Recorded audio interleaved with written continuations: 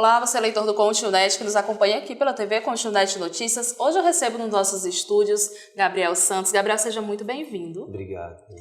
Gabriel é um jovem advogado, é um nome já, apesar da juventude, tem muitos anos aí na política, é um nome que a maioria das pessoas já conhece, mas a gente queria que você se apresentasse um pouco, Gabriel. Você tem 28 anos, é muito jovem ainda, mas está aí numa militância política de pelo menos 10 anos, não é isso? Isso. Primeiro, obrigado pelo convite, Nani. É sempre um prazer estar aqui na Continunet. Eu comecei em 2012. Estava na faculdade, segundo ano de faculdade. E quando a gente é muito jovem, a gente tem muitas aspirações, né? A gente quer mudar o mundo. E, não diferente de todo jovem, eu tinha um desejo muito grande de transformação, de ver as coisas acontecendo. E aí eu comecei a me envolver com questões políticas em 2012, quando eu estava no segundo ano da faculdade. Em 2013 eu participei daquelas manifestações de junho de 2013. A gente queria muita coisa e muitas vezes a gente não sabia exatamente que pauta defender. Fruto do que era a juventude naquele momento também. E aí eu fui amadurecendo politicamente, fui participando de algumas formações políticas. Em 2016 eu fui candidato a vice-prefeito aqui de Rio Branco, tinha apenas 22 anos. Também foi uma experiência muito bacana, porque a gente, mesmo não sabendo bem o que estava fazendo ali, a gente entendia e defendia uma pauta que era muito importante, que era a renovação política. E a gente teve o privilégio de ter o apoio também da Marina Silva naquele momento, nós fomos os candidatos dela aqui na cidade dela, foi um privilégio para a gente. Depois as coisas continuaram, em 2018 eu fui candidato a deputado estadual e desde então faço minha militância enquanto cidadão, né? Eu sempre digo que a gente não precisa necessariamente ter um mandato para a gente lutar por uma sociedade melhor. E é o que eu tenho feito nos últimos 10 anos.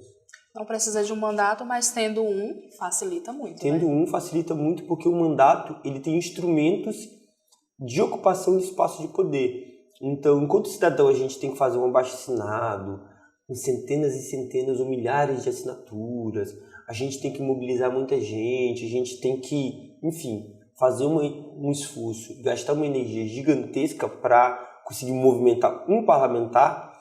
Com mandato, a gente consegue fazer isso já de maneira direta. Então você já tem a legitimidade da representação das pessoas. Então você tem o direito de requisitar informações, de buscar, de propor um projeto de lei, de fazer a busca dos interesses sociais de uma maneira muito mais efetiva do que apenas um cidadão comum. Agora, Gabriel, você estava contando aí a sua história política e você tem uma história longa na Rede. E agora você está no PSB. Queria saber como se deu essa mudança, qual foi o motivo. Isso. A Rede é um partido que eu tenho uma gratidão enorme pelos anos. Eu participei da fundação da Rede de 2013 para 2014, colhi assinaturas. A Marina Silva é uma liderança que eu sempre votei para o presidente, desde 2010, foi o meu primeiro voto, que eu tenho uma admiração muito grande. Só que fui candidato a vice-prefeito, então foi um partido que deu abertura para eu me expor politicamente. Depois fui candidato a deputado. Só que, com o passar dos anos, aqui no Acre, pelo menos, a Rede está tendo uma dificuldade de montar chapas. E com o meu desejo de disputar uma eleição novamente, vem a necessidade de a gente procurar um partido que tenha uma semelhança, uma identidade, que tenha no seu DNA essas causas que a Rede carregava, que carrega até hoje, como a sustentabilidade, como a justiça social, como o espaço para a juventude, como direitos humanos. Então eu vi no PSB esse partido, principalmente com as lideranças aqui no Acre, o Dr. Genilson, e outras lideranças no Brasil que vieram para o PSB recentemente, como o Molon, no Rio de Janeiro, Marcelo Freixo, o governador do Maranhão, Flávio Dino. Então é um partido que está crescendo muito e eu fico muito feliz de compor atualmente aqui, porque são colegas valorosos do partido. O lançamento oficial, da sua pré-candidatura ocorreu no sábado e você foi muito elogiado, tem sido muito elogiado pelos jovens, principalmente. Eu acho que esse é onde está o seu maior público de votos, e pelo próprio Genilson Leite, que é o pré-candidato do PSB ao governo. Você tem sido visto como um nome muito forte na chapa, que tem também outros nomes, claro, Mas como você vê esse desafio? Você teve mais de 3.400 votos na última campanha para deputado estadual. Está confiante? Acha que entra? Sempre a gente está confiante. Eu sou um otimista realista. Eu sou bem pé no chão, mas eu acredito que com o trabalho que a gente está desenvolvendo nos últimos anos, ter lançado essa pré-candidatura a deputado estadual é uma expressão de tudo aquilo que a gente construiu nos últimos anos. Então, em 2018, quando eu fui candidato a deputado estadual, eu tinha 24 anos, tive 3.499 votos pela Rede, que era um partido praticamente recém-criado. Sem estruturas partidárias, sem recursos, sem nada. A gente tinha voluntários e muita disposição para fazer as coisas acontecerem. Não fui eleito, teve candidato a deputado eleito com menos votos do que eu. 2 deputados eleitos com menos votos do que eu em 2018. Por que isso aconteceu? Por causa do nosso próprio sistema eleitoral, que é assim, são as regras do jogo. Esse ano, eu sei que a gente não carrega voto de uma eleição para outra, que a gente tem que reconquistar todos. Mas eu acredito que esse ano a gente chega mais maduro, sabe? Com uma maturidade em todos os setores, uma maturidade política, acima de tudo, de enxergar as situações, as coisas que acontecem com mais humildade, uma maturidade social de entender que hoje a nossa juventude está negligenciada, a juventude está sem oportunidade de trabalho, de estudo, está com uma incapacidade gigantesca de sonhar, e é o sonho que produz, é o sonho que eleva, é o sonho que transforma a vida das pessoas. As pessoas que perdem a capacidade de sonhar, elas perdem a capacidade de se movimentar. E o movimento que causa a existência, sabe? Então a gente vê uma juventude totalmente desacreditada, uma juventude totalmente perdida, sem expectativa de um futuro melhor. E até 10 anos atrás não era assim.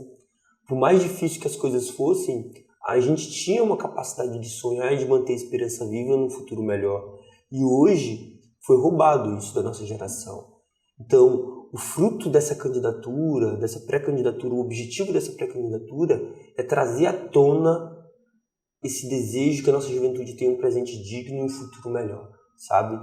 Então, quando essa verdade, esse porquê está bem sólido na gente, a gente acredita que a gente vai passar isso com mais tranquilidade e mais naturalidade para as pessoas, e elas vão entender que um projeto, que essa candidatura não é um projeto que gira em torno de um nome.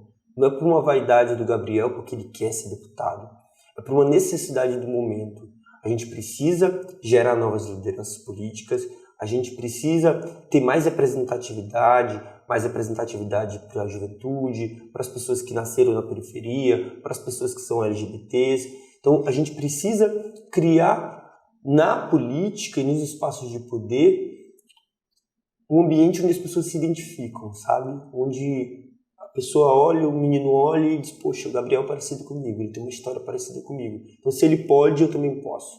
E é isso que eu tento inspirar as pessoas em todas as áreas da minha vida, como advogado, como empreendedor, como produtor de eventos e na política também nos últimos anos. Agora, Gabriel, a juventude na política ela é essencial, né? Pela renovação mesmo. Mas ela é vista pelos dois lados, né? Tem o ônus e o bônus. Tem gente que olha assim, nossa, a juventude, a renovação, e outros olhos, é jovem demais para estar ali. Você mesmo falou da maturidade, a gente sabe que a maturidade, ela, na sua essência, ela é uma constante, mas essa janela entre os 20 e os 30 anos, ela é muito rápida, né? Então você se vê hoje como um Gabriel bem diferente do que era em 2018, quando se candidatou? Bem diferente. Eu até dei uma entrevista que falava sobre a felicidade de ter perdido aquela eleição. E, assim, não que eu não tivesse preparo para ganhar aquela eleição, porque eu acredito que sim, a gente estava preparado. Até porque a média da qualidade legislativa do Estado, não só do Estado, da Câmara Municipal, da LEAC, da Câmara Federal, é muito baixa. A gente tem deputados muito ruins.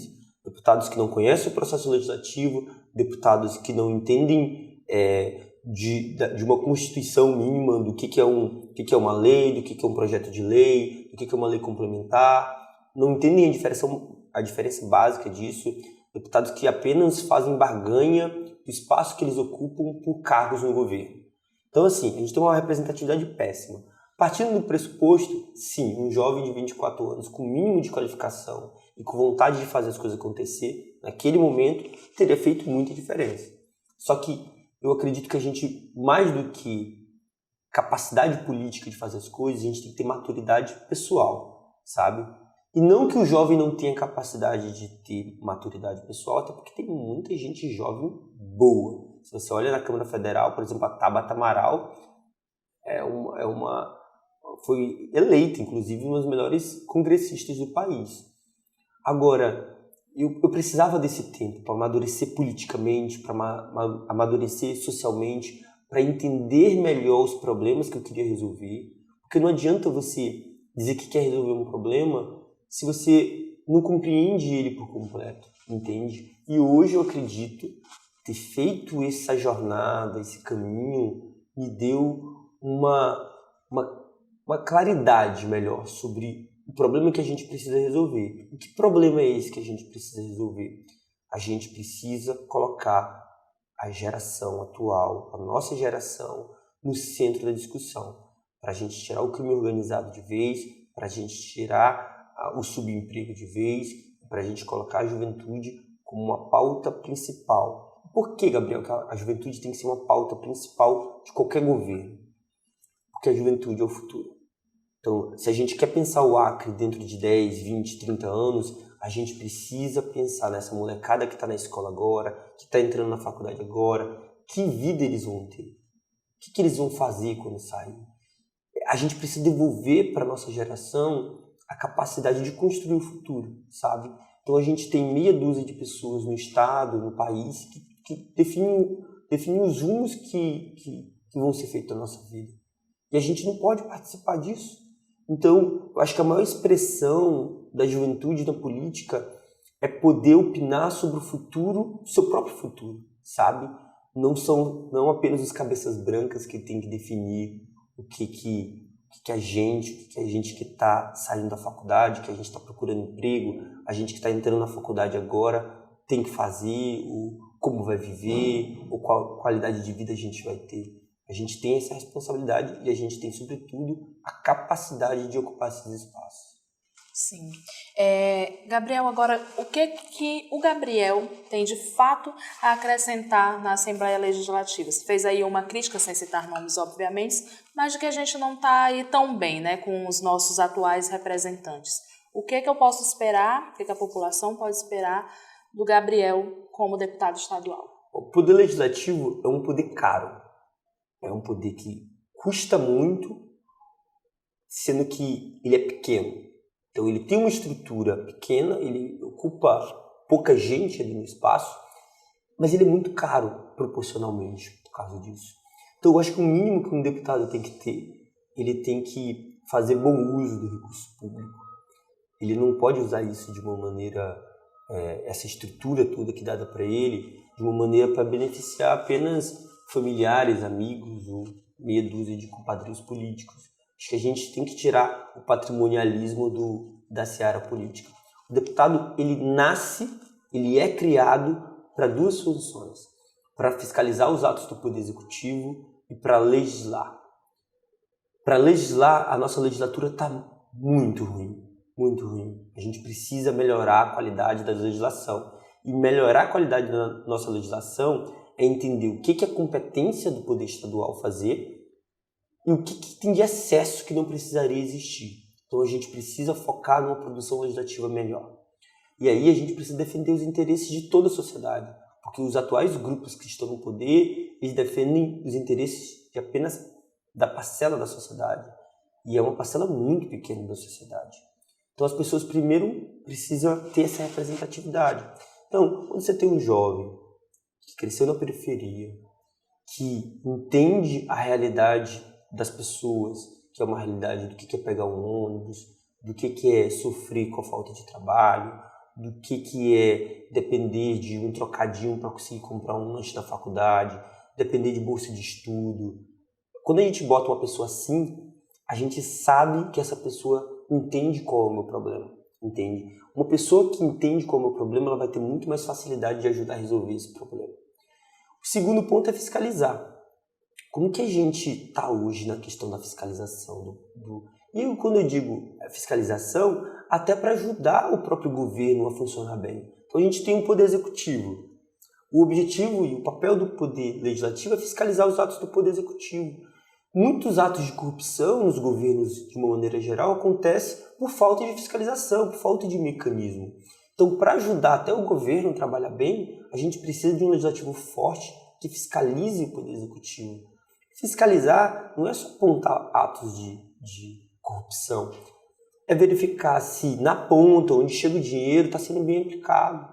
É fiscalizar se as escolas estão em bom estado, se os aparelhos de cultura estão sendo preservados. A gente teve recentemente o incêndio da Biblioteca da Floresta, que foi é um lugar que está fechado há mais de 3 anos e foi um lugar que eu estudei para a faculdade, entende? Que podia ser um aparelho, que podia ser um espaço que outras pessoas podiam estar utilizando também para transformar suas próprias vidas.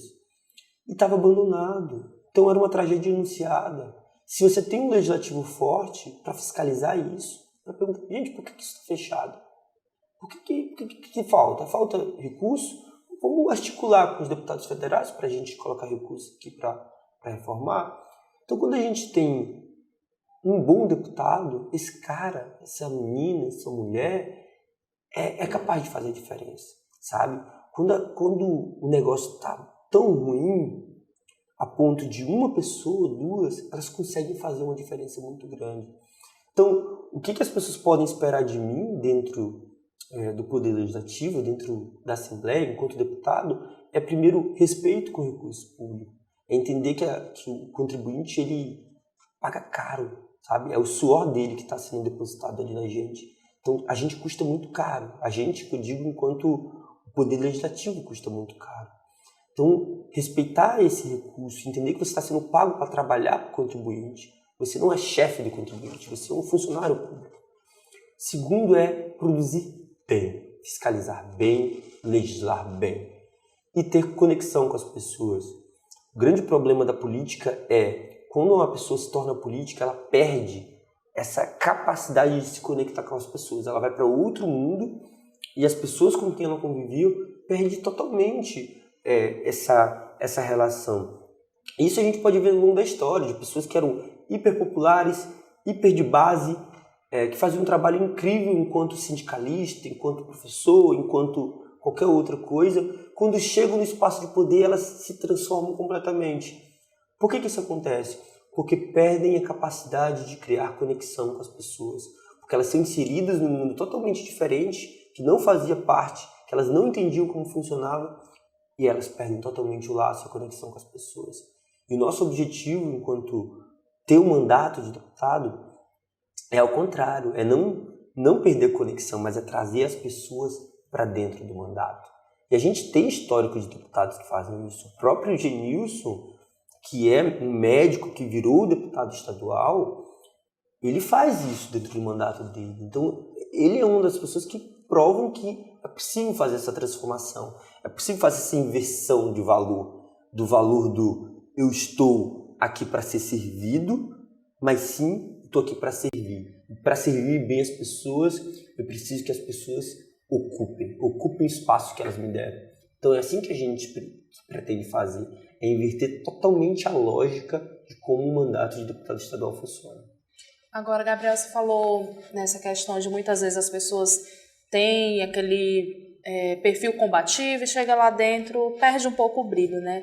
Você é advogado, estuda direito e provavelmente está estudando a legislação também para poder atuar melhor. Você acha que essa falta de conhecimento do que é a legislatura, do que é legislar a favor do povo, o que é o papel de um deputado, contribui para isso? Você acha importante, não precisa necessariamente ser advogado, obviamente, mas você acha que é importante um ensino superior, um estudo mais aprofundado para ser um deputado? Eu acredito, eu vi muita gente semi-escolarizada com uma capacidade política gigantesca.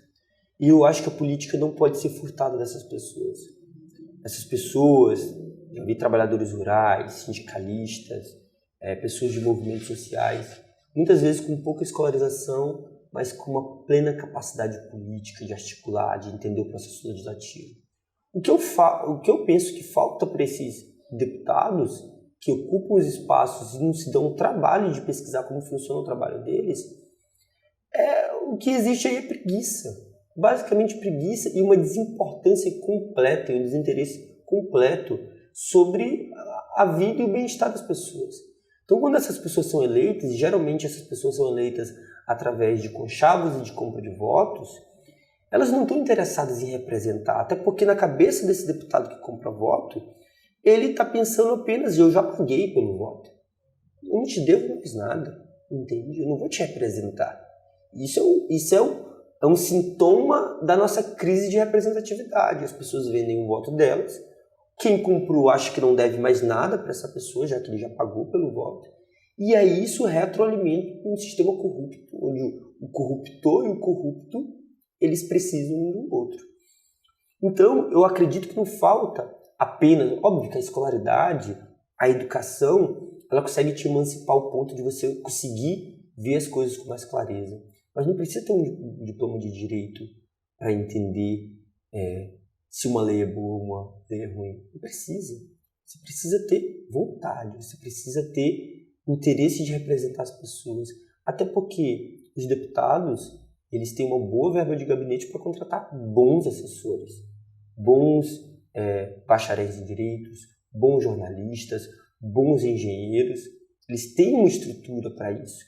Então, o cara que chega lá e diz que não consegue fazer as coisas por desconhecimento, ele é apenas um preguiçoso, um desinteressado, entende? Ele é apenas um cara que não dá mínimo para a população. Então, eu acredito que tem que ter uma formação melhor. Então, eu acho que o deputado que chega lá, todos tinham que passar pela escola legislativa, cursos e cursos e cursos para ele entender como é que funciona o processo legislativo, entender a diferença de uma Constituição para uma lei ordinária, para uma lei complementar, de um decreto legislativo, entender as diferenças básicas a respeito disso, para ele conseguir produzir melhor. Mas não há, Nani, quem faça uma pessoa com má vontade, ou uma pessoa desinteressada, uma pessoa despreocupada ou preguiçosa aprender qualquer coisa. Então, mais do que pessoas com diploma, a gente precisa colocar gente interessada em resolver os problemas das pessoas. Eu acho que é isso que está faltando. E quanto àqueles que demonstravam interesse de resolver os problemas e não resolveram quando chegaram lá, a gente tem que pegar no pé. Então, assim, você faz parte de um grupo social que coloca uma pessoa para te representar e essa pessoa não te representa, tem alguma coisa errada. E você, que faz parte da base dessa pessoa, tem que ser a primeira a cobrar, a primeira a puxar a orelha, a primeira a dizer que está errado. No nosso mandato, a gente quer criar um mecanismo para isso não acontecer, entendendo que as pessoas são falhas e que as pessoas são corruptíveis e que eu não estou acima do bem e do mal, porque todo mundo que diz que está acima do bem e do mal é o primeiro que peca quando chega lá. A gente vai criar um mecanismo no nosso mandato, que é um conselho com 100 pessoas, e essas pessoas elas vão ter o poder de definir os rumos do nosso mandato. Então, vai ter um projeto de lei, vai ser votado um projeto de lei que afeta uma alíquota X, ou define um percentual de aumento para uma categoria de servidor público. E vamos supor que eu seja contra esse aumento. Qualquer conselheiro do nosso mandato pode puxar essa pauta de votação e dizer, olha gente, o Gabriel vai votar isso aqui a semana. Vamos definir como o mandato deve se posicionar? E aí o nosso grupo de conselheiros vota e vamos supor que eles votem a favor do aumento e eu seja contra. Eu vou ter que votar a favor do aumento. Por mais que eu explique minha posição, gente, particularmente não acho que o Estado tem condições de dar esse aumento, mas o grupo pelo qual eu fui eleito acha que sim. Então, se eu represento essas pessoas, se essas pessoas me colocaram aqui nessa posição, eu vou votar favorável. Isso cria um mecanismo não só de orientar o meu voto, que é uma parte do papel de um deputado, mas também cria um mecanismo para me fiscalizar. Esse pessoal vai poder dizer quanto que a gente vai gastar com publicidade, quanto que a gente vai gastar com assessor, como que vai ser o funcionamento do nosso mandato, qual é a pauta mais importante que a gente deve defender dentro daquele escopo que a gente já defende, que é sustentabilidade, direitos humanos, educação e cultura e esporte. Tudo isso voltado para a juventude. Mas com esse conselho, a gente cria um mecanismo de controle sobre o nosso mandato. A Marina uma vez falou que pessoas virtuosas constroem instituições virtuosas para que essas instituições as corrijam quando elas falharem em suas virtudes. E o que isso quer dizer?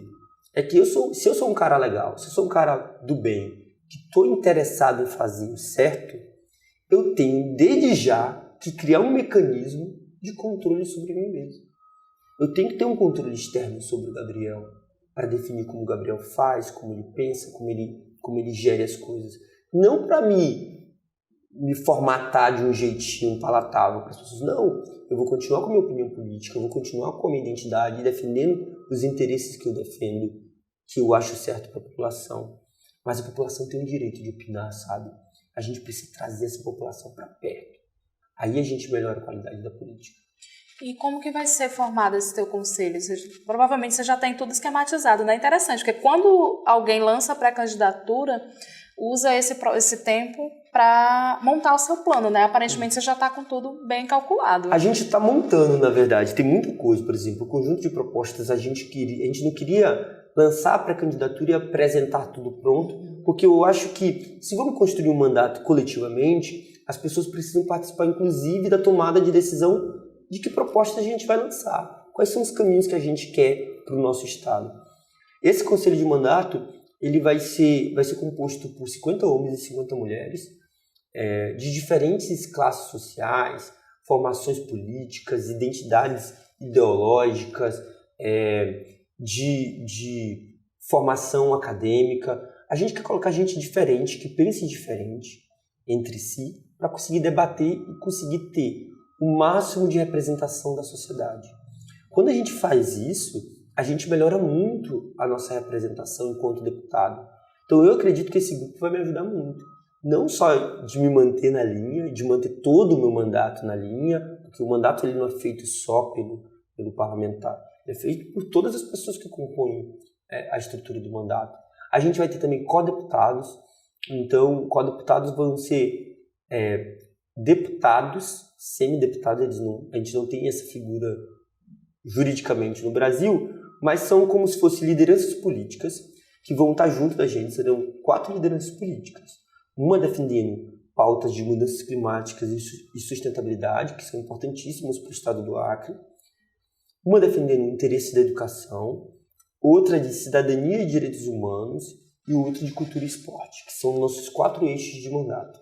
Então, para cada eixo do mandato, a gente vai ter uma liderança política defendendo essas pautas, debatendo essas pautas, formando projetos de lei para essas pautas. Então, por isso que eles são co-deputados. Eles serão parte do mandato, da representação do mandato, para defender interesses que a gente acha certo e acha caro para a sociedade. Então, isso é uma maneira de melhorar, sabe, a qualidade também da política. Então, quando a gente propõe uma candidatura, eu tenho 28 anos de idade, eu sou advogado há 6 anos, eu empreendo, sei das dificuldades que é empreender no nosso estado, e eu podia estar com uma vida muito tranquila já, podia não estar me preocupando com a política. Só que é impossível a gente não se preocupar com a política, porque a política afeta tudo na nossa vida. Então, quando eu tomei a decisão, foi quase um chamado dos meus amigos e das pessoas que me apoiavam nas últimas eleições, disse, Gabriel, a gente precisa fazer algo a respeito. E hoje, entre a gente, o nome que mais desponta é o teu. Então, tu não pode fugir desse debate. Quando eu aceitei esse desafio, eu disse, tá bom, vou aceitar. Vou meter a cara e vou defender o que a gente acredita. Mas eu não vou fazer isso sozinho. Vocês todos precisam participar. Vocês não podem simplesmente achar que participar da política e participar da democracia é votar numa pessoa e esquecer durante 4 anos quem é essa pessoa. Vocês vão ter que participar. Vocês vão ter que me fiscalizar.